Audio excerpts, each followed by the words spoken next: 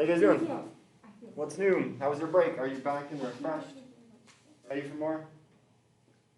Something like that. Questions before we hop into stuff? I realized I hadn't shown you my baby before. So this is Ezra. Huh? Ezra, yeah, this is Ezra. And he's 9 months and very excited to try eggs for the first time. So, other than that, today we're going to be doing something a little bit different. We're going to be using some of our text analysis tools that we've been doing, combining that with pulling some of our intuitions here. So we're going to look at a series of texts and we're going to talk about them more. So that's going to kick us off into our next segment, and we'll move on from there. We're going to do a little bit of quantitative stuff here. We're going to pull our intuitions on a Kahoot. So you can hop into this if you've got some sort of device that can do such a thing. Make sure this recording's actually going. Seems to be. Not muted today. Yeah, so the way this is going to work is we'll look at a text sample, then we'll come back to this Kahoot. I'll ask you questions about that text sample, we'll talk about the answers, etc. It's there's not going to be like right or wrong answers, it's a survey. So you don't have to worry about that at all. That sound good? Otherwise, go. I'll wait for people to get in there. We'll look at our first. We'll look at our first one, and then we'll go. Oh, I didn't turn up that killer Kahoot music. Hold on. That was, in fact, something my parents called me as a nickname.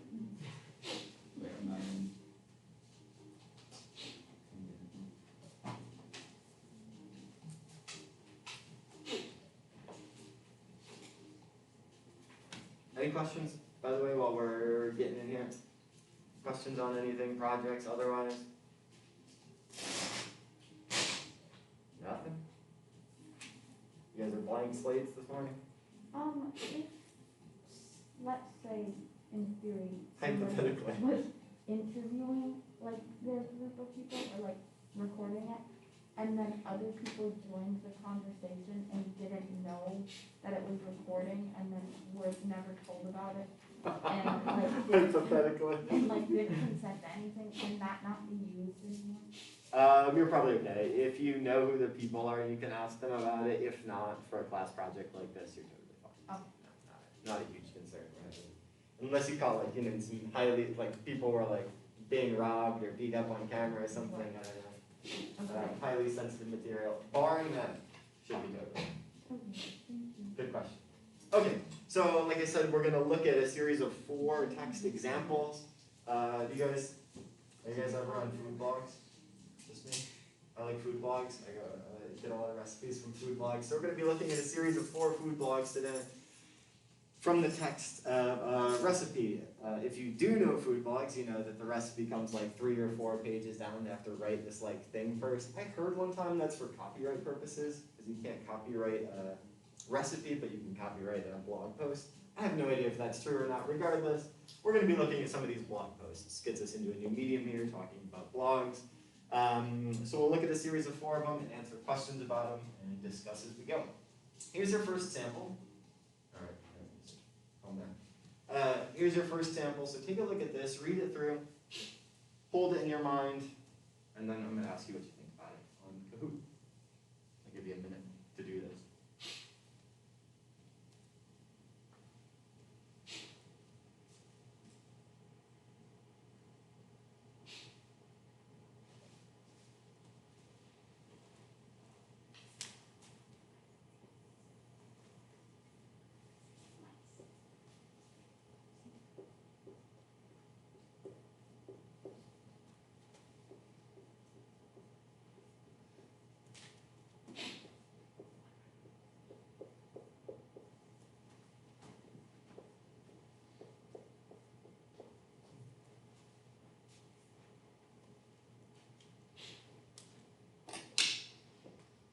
If you're watching this like on the recording, there's a few people missing today, that's why I'm recording. These are all on the Moodle site, so instead of trying to see them through the random projector screen, you could just bring them up online. Okay, did you get it? You good? Sweet. Okay, now let's answer some questions about it. I'll start that actual Kahoot.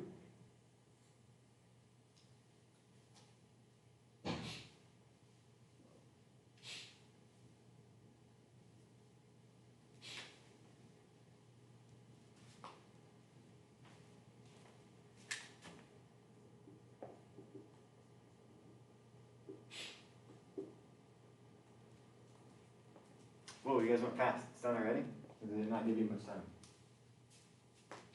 Either way, you guys are pretty locked in. So what I'm going to do is I'm going to keep kind of track of this, of our general. So I'm going to say that that's, roughly a 3, right? Somewhat. They're all going to take this. It's going to be the same questions about each text, etc. So we'll go through them relatively quick.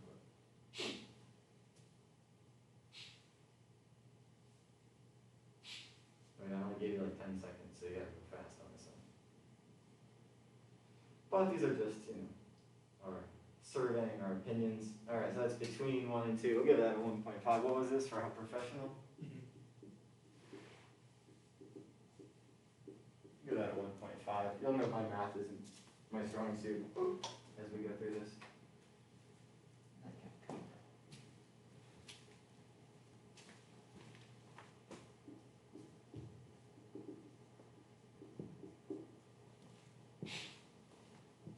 Confident, ooh, nice and confident. I'll give that just shy of 4.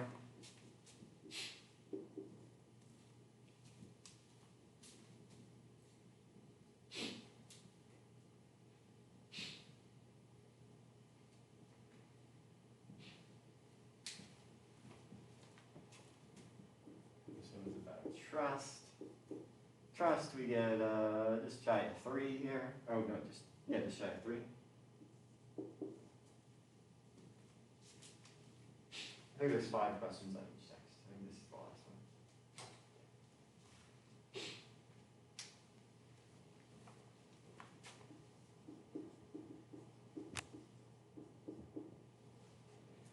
Ooh, and also pretty high.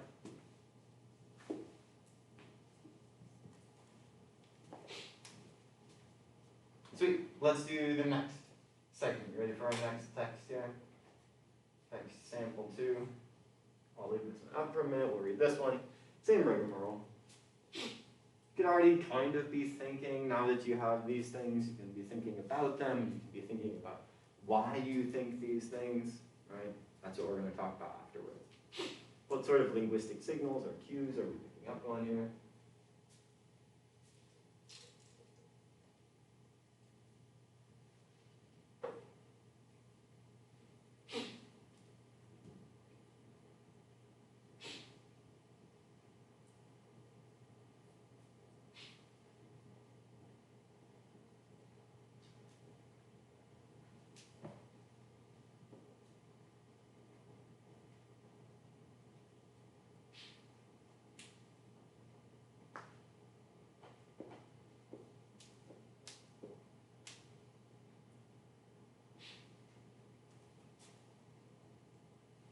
All right, you got it?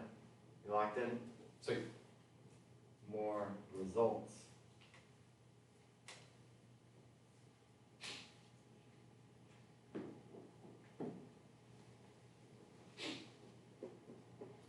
Fairly less consensus here, but fairly centered around 3.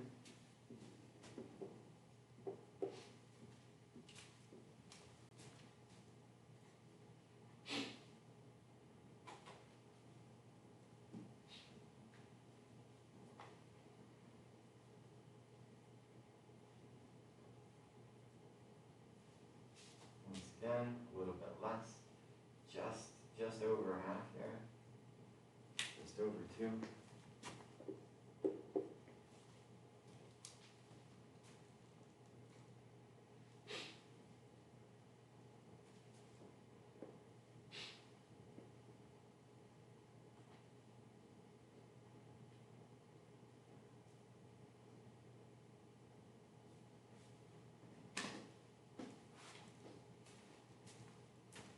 I'll give this one like,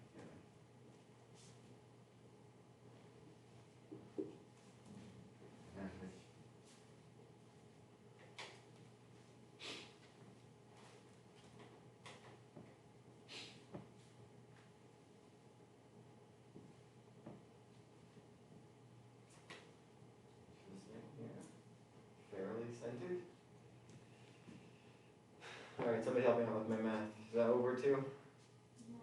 It's gotta be over 2, right?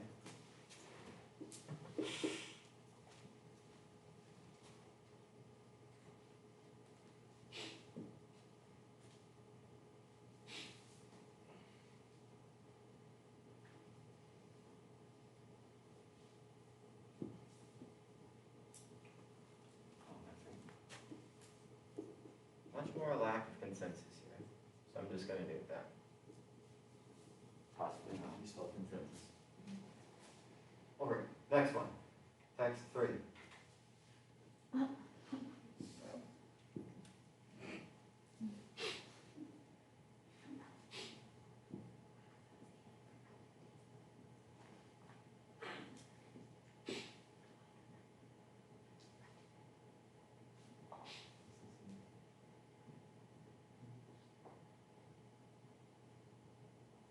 I won't make you guys take a quiz at the end of which one you want to try, which one we should make for class or anything. Actually, I will.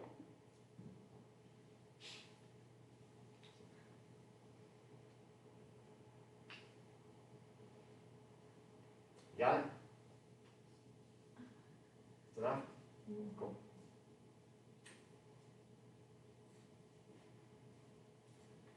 Third one here.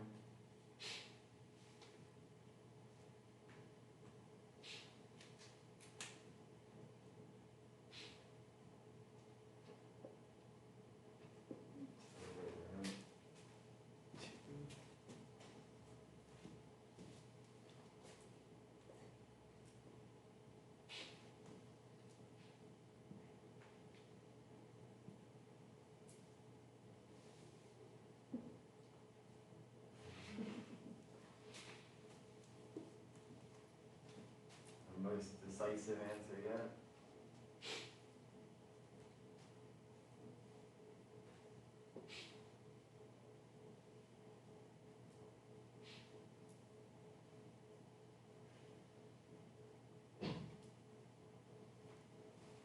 Very confident.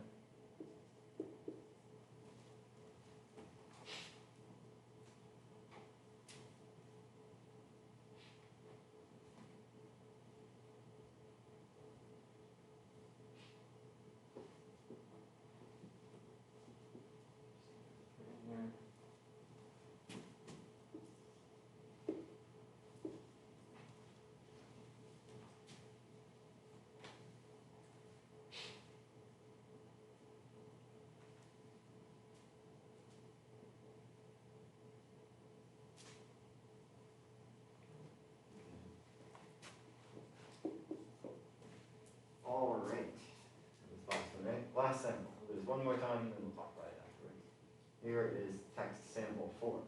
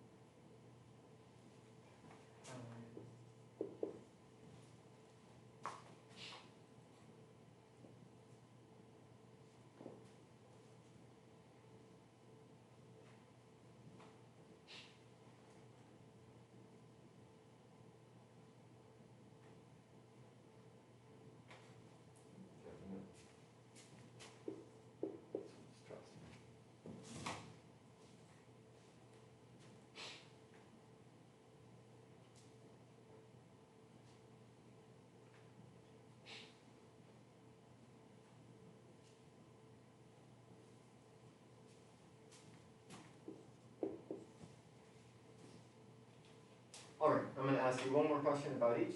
So I'll give you a super quick review. This was text sample 1.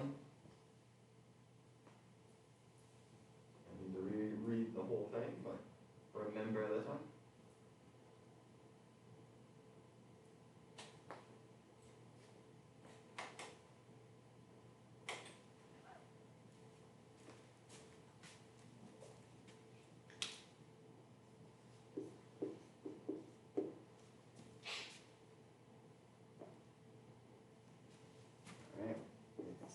Female there.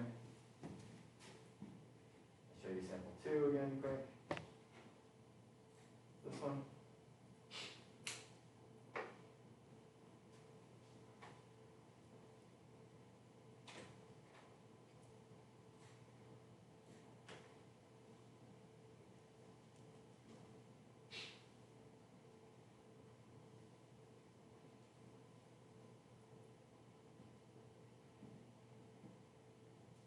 Split.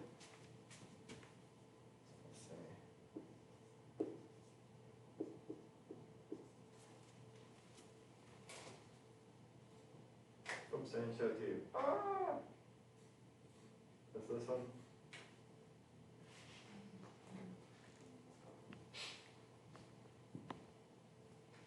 Okay, didn't need much help there. You can see that one more. And this is sample 4. The one you just saw again.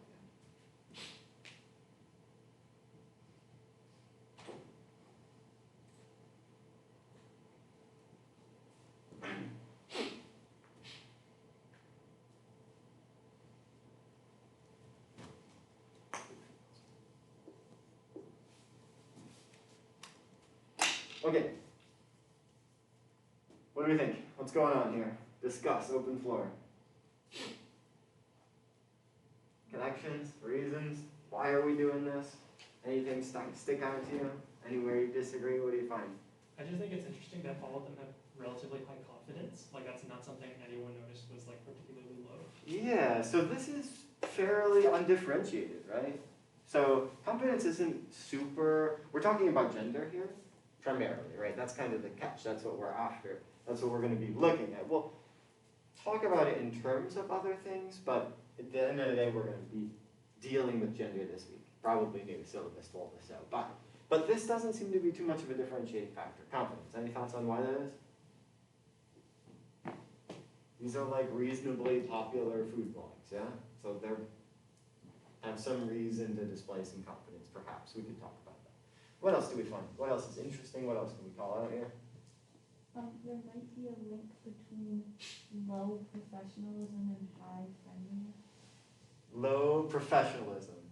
Oh, did you want the actual, do you want to know what their self-identified genders are? You were pretty good, except for this one. And this one you were right, but barely, right? So it was female, male, again, self-identifying. Yeah. So we were wrong here. All right, we guessed feminine, not across the board, but generally. And so we're noticing, in general, some connections between these lower professionalism and higher friendliness. And it's not just lower professionalism and higher friendliness, right? It's lower professionalism, higher friendliness, and femininity that's been correlated here in the bundle for us. And vice versa. Higher, although not particularly high still, higher professionalism, significantly lower, in this case at least, somewhat lower friendliness and masculinity also being correlated here, based on our own perception. This is obviously a very small sample size, with cherry-picked texts, right? This is some shady methodology going on, but it gets some ideas and it starts a conversation. What else do we notice? Anything else going on here?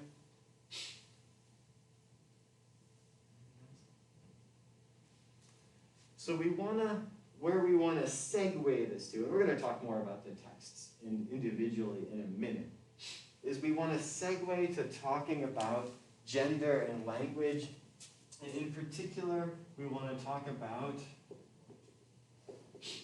linguistic ideologies. Linguistic ideologies are ideologies in general are thoughts about the way the world is. They're these belief systems. It's a belief system. That's, if I'm gonna like underscore, bullet point an ideology, it's a belief system, a perspective, right? Not like a religious belief system, but how we believe the world works. Things about the way the world works. So that linguistic ideologies are things about the way that language works. Beliefs about the way language works. And these things don't have to be, like many things in sociolinguistics, right, when we're talking about perceptions and stereotypes and indexical associations, they don't have to be rooted in reality in any sort of meaningful way. What we want to know is what people believe about language. Right, so a classic one, we're going to circle back to the gender things in a minute. A classic linguistic ideology is, what's the most beautiful language in the world? French. All right, let's list them. What else? Any other contenders here? Italian? Yeah. What else? Class? Do we agree? Disagree? I mean, Japanese is really nice. Yeah, sure, why not? Spanish? Anybody else? Last call? This is a thing, right? Like if I were to Google it, I've done this before, so I know this to be true. If I were to Google what's the most beautiful language in the world, what do you think I would get? This kind of stuff. Yeah, probably mine is Japanese. Sorry, Gwendolyn. You're entitled to your own opinions, but in common conceptions, you probably see stuff like this. That's a linguistic ideology. That's a belief about language, right? And which one is the most beautiful in the world? Is that grounded in any sort of reality, measurable, quantifiable? No, right? But again, that's not what's important. We don't really care about the reality of this. We care about the reality of the perceptions of these belief systems. And again, like most of these belief systems, these perceptions and ideological connections, indexical connections, it's based in a certain time and place, right? These are context sensitive. This wouldn't be necessarily the case if we were all from different places. That's for this classroom, that's for the United States, perhaps whatever sort of geographical range. It's a time and place sensitive thing. Does that make sense? That gives us an idea of what these linguistic ideologies are. They're things like this. Or they're things like, what are characteristics of masculine or feminine speech stereotypically? We've talked about these before. Let's rehash some. Again, not to reinforce them and reinstate them, to reify them as real, but to be able to talk about these perceptions. What are some differences in the way masculine and feminine speech works? Stereotypes. That's what I'm after here. Feminine speech is more emotional.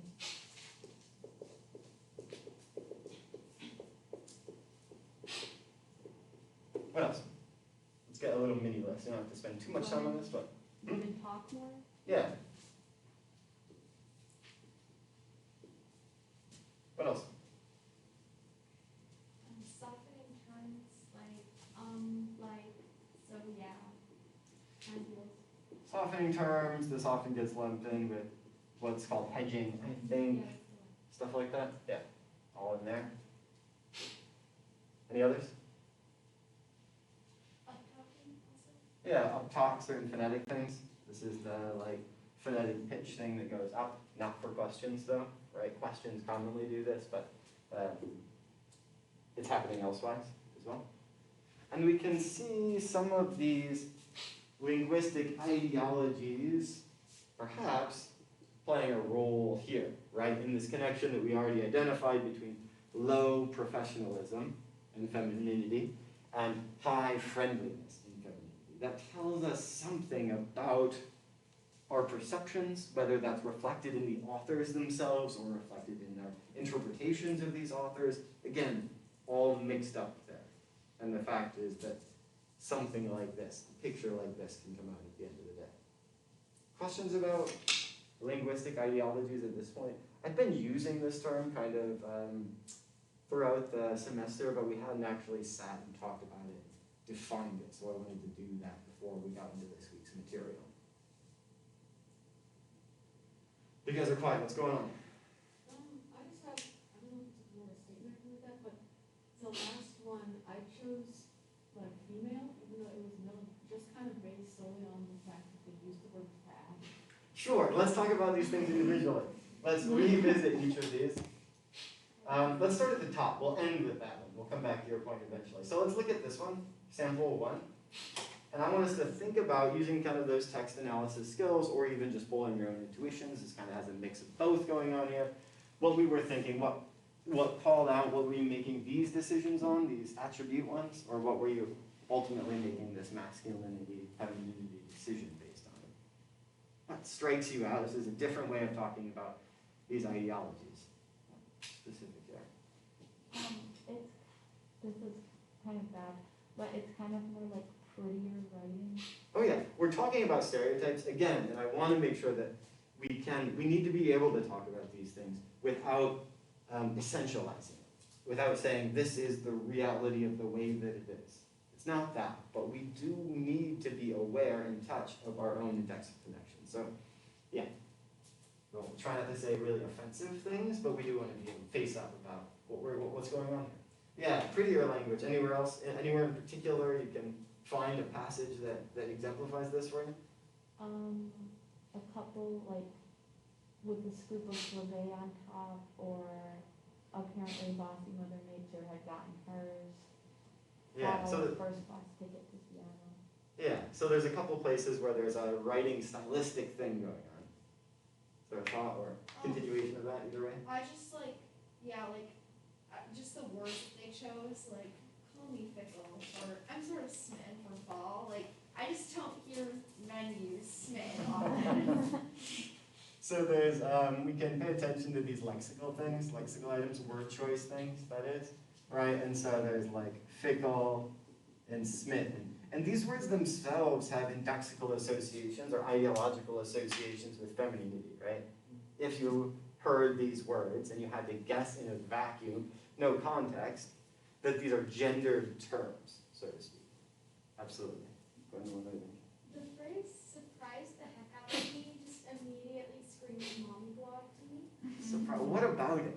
We can dig into that one, I think, Yeah. profitably. What's going on there? The minced vulgarity Yeah. is typically not something that men would do. Yeah, so there's this thing called like taboo avoidance, right? That you're avoiding the swearing or the cursing or the profanity there with something like heck, right? And that could be, plays into ideological assumptions of masculine language being more vulgar and feminine language being less vulgar. So this avoidance of vulgarity can point to or index femininity. Yeah. Other thoughts on that one? Other thoughts on this kind of stuff? Elsewise? I'm noticing I saw that, I pulled up the slides, so I saw your next couple slides, but I noticed a bunch of hedging, whereas I think I love you for now, okay, so remember, Yeah. There's a lot of that here too. So this hedging thing comes up as well, and it's talked about in the literature. Yeah, so here's some lexical choices, right, of gushing and carrying on and smitten and rained and things like that. Hedging, we can see here, that's these things like we see in blue, the okay, so, well, for now at least. I wasn't sure, but apparently, even, sort of, that style of language. That's a stylistic choice. What Gwendolyn was talking about is softening, it's hedging, and is often associated indexically with femininity. Other thoughts on this piece? Sample one? Anything that anybody else wants to say? What about sample two?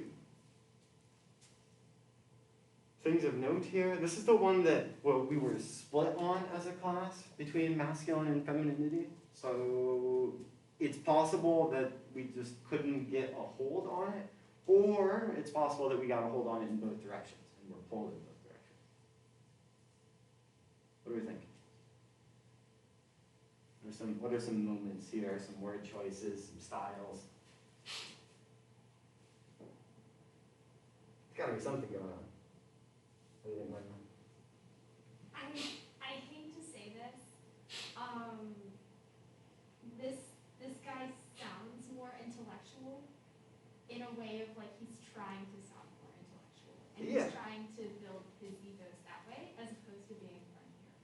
Right, so there's this like friendliness professionalism metric, right, that we were talking about before, and he's higher on the professionalism and lower on the friendliness, not relative to each other themselves, but relative to other categories. Anywhere you see that showing up? Full class? Open floor? But also enjoy the savory version, or like several of my books. Yeah. Books, there's lexical, like topical things going on here. There's, yeah, showcasing of something like intelligence or professionalism. I think for me, it's that like, there's no just random like stuff added into it. It's all just like very much the details of exactly the recipe and like what you got. Instead of like, compared to the last one, it was like, I even put on a coat and stuff, where this one doesn't have anything like that. Yeah, so the directness here, perhaps we could call it, that's an informal term, but something like that. This one also has significantly longer sentences than either the first one or the one after that. Yeah. You're just kind of like going on about all these vegetables. We get it, endives or whatever. Yeah, so there's a stylistic thing here of longer sentences, more standard, formal, more standard and formal style going on here, with less colorful, again, putting those things in dichotomy there. Also, I don't think anyone would disagree. Yeah, absolutely, also that, right? That's like confidence.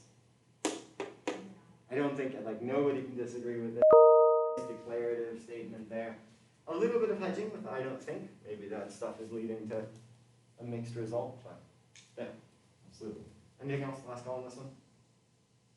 Shoot. What about this one? Too obvious?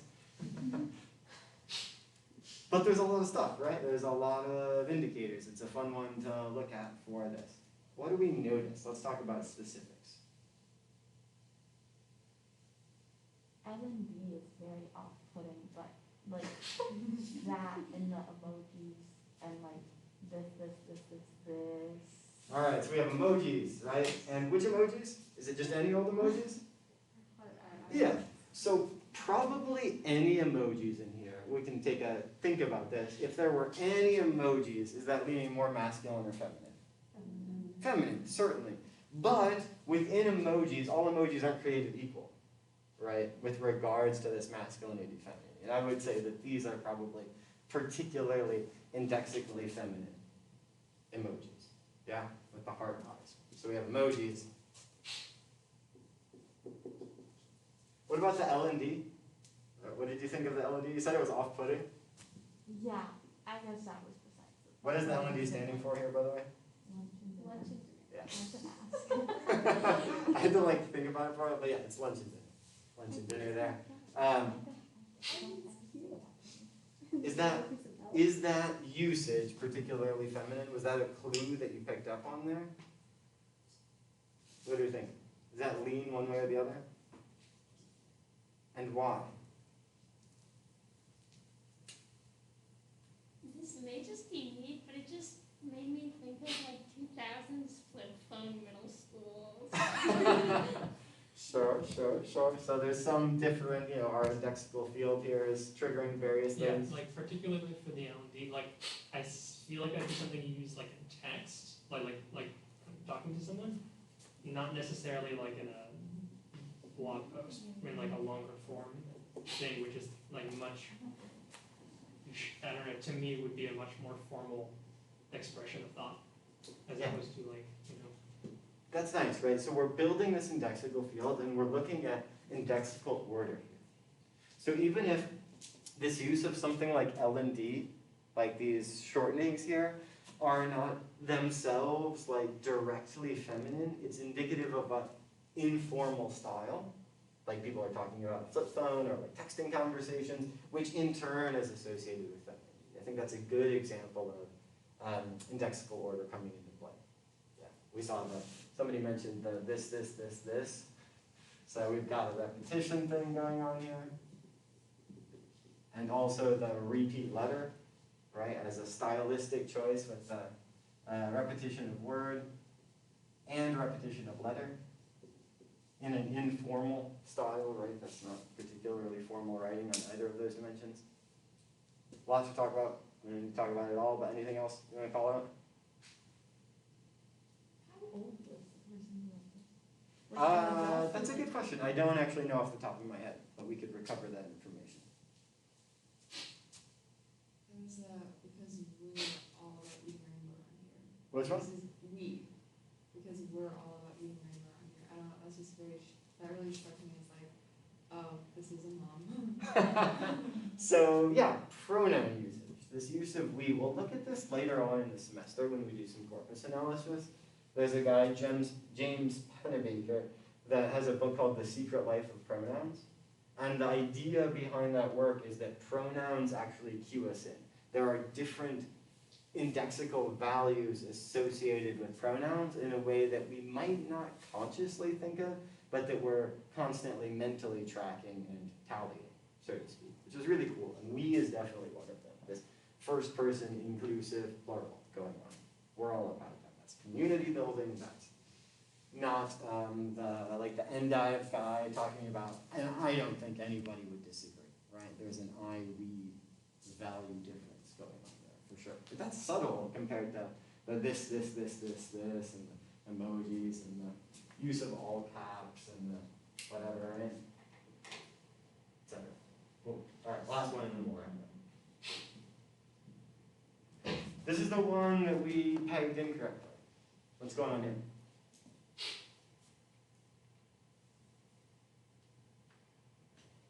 What do you think?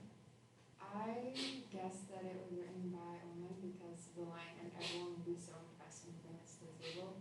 And it's typically like women are judged typically more based on like their food than men, so like that's why. It's external validation thing, right? And we have that as a ideology about gender, right? Of approval, and particularly for external approval for cooking or the kitchen, right? Literally? Literally? Literally. Yeah, so we have this literally thing. Oh, I should have put that under the lexical items. Literally here as a femininely inclined speech. I also said that this is feminine because the author credits someone else for the recipe. Crediting other people, right? We're building these ideological images about gender stuff that's important, right? Like giving credit where credit's due. Should that be gendered? No. But unfortunately, yes.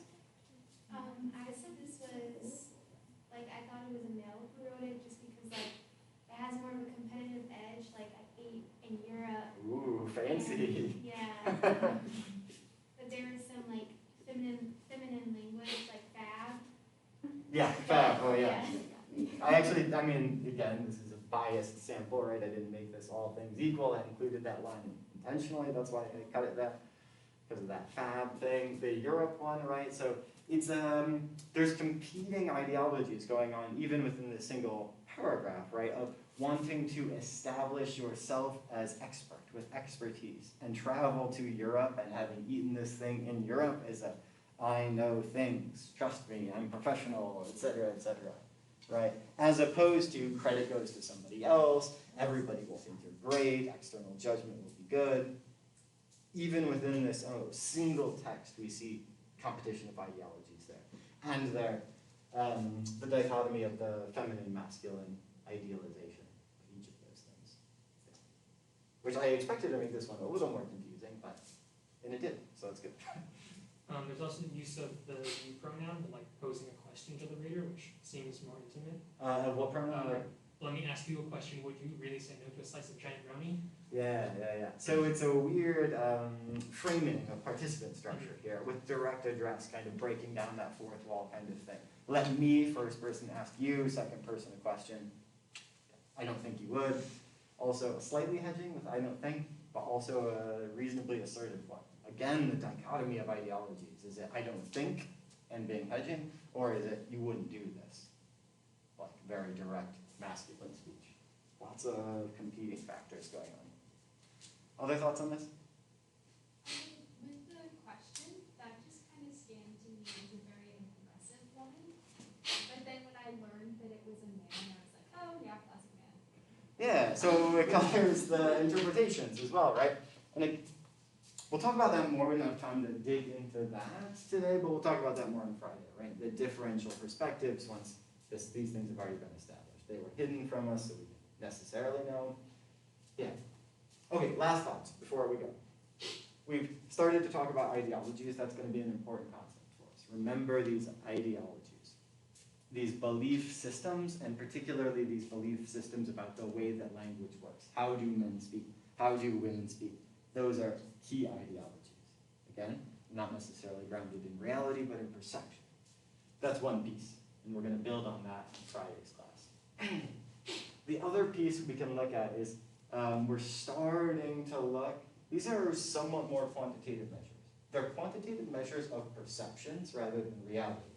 But we can start to use things like this looking forward to our next project. I know early, you're still in the middle of your current project. But for our corpus tools, for our corpus project coming up next, we're surveying and doing what's called sentiment analysis.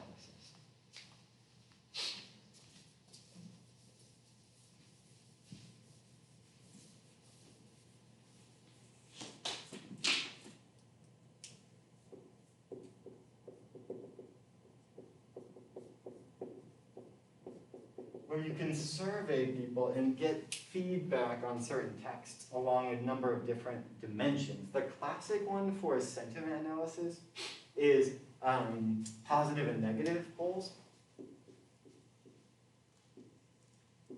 And you can do this on any range, on any scale of text size. So you can do this on a word by word, right?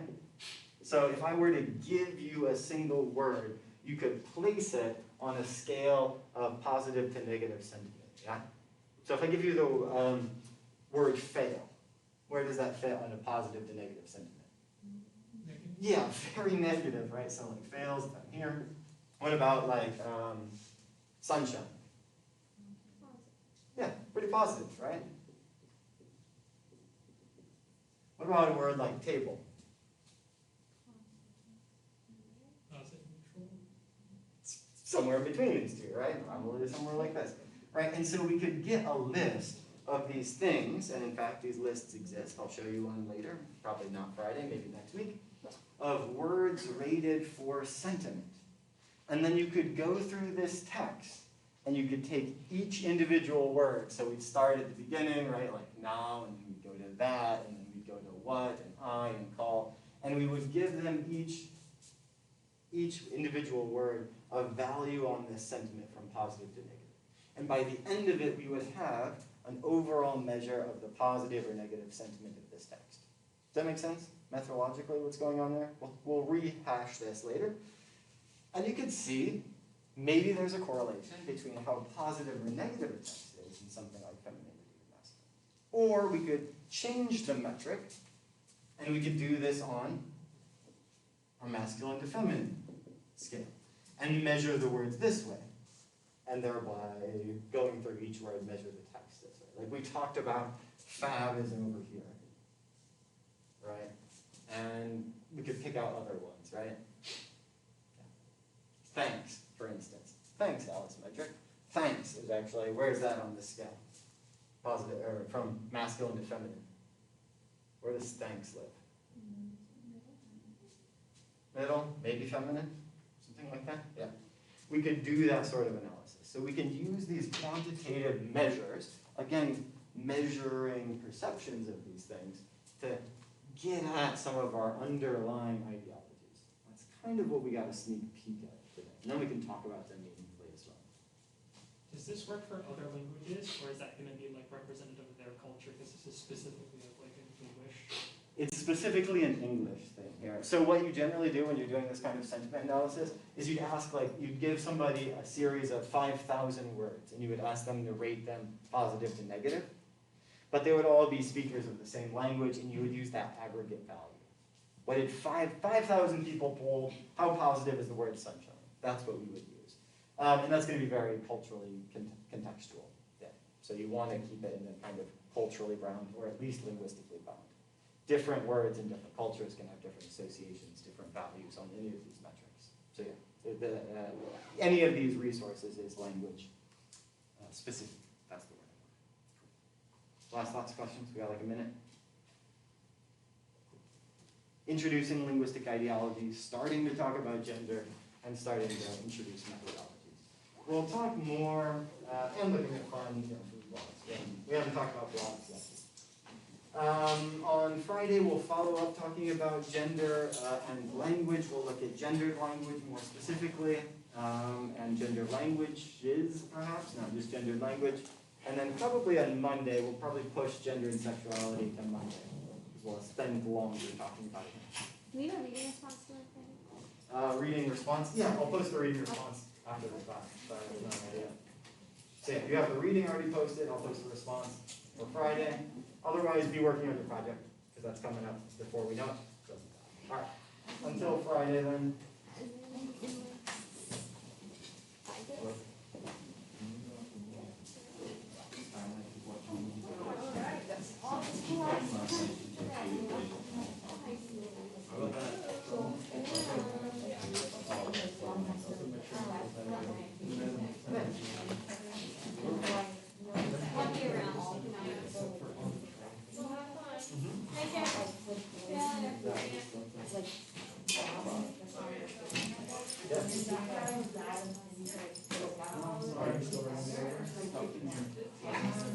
Yeah, if you want, you can separate those out if you like, they will each work independently. But my guess is that they're related enough that you can usually talk about them in a single instance. You can talk about that in general, this community has a higher interruption rate than others you're a part of, but even on top of that, there's still a gender divide. Okay, With the interruptions or with holding the floor, that kind of stuff. okay, Does that make sense? yes. I think that's good. That's a cool finding. Okay, awesome, thank you so much. Hey. So for the analysis project, we just basically do the speaking, right? And we go through, we just write down what we saw kind of in a small snippet of what we encountered. Yeah, so there's two pieces. There's the speaking thing that you'll do, and then you'll give me like a page or two at the end of a synopsis of what the thing is that you found and what the social meaning is. So then it's going to be a bit more general. Just going to be talking about the speaking things, right? Who the speakers were, wherever the setting is, who the participants were, etc. And then in that second piece, like I said, a page or two for that second piece, you're going to talk about one linguistic thing more particularly. Okay. So there's two pieces, speaking and then the And, discussion of linguistic event or linguistic finding. okay, and then you can like show like examples like this person, and then you can specifically quote them. Yep. If you like, yep, Okay. yep. Do you by any chance have some sort of like guideline as to how you would like us to read our paper? I'm just confused because it seems pretty open-ended, like a sample paper or like an Yeah. example. I do have something like that.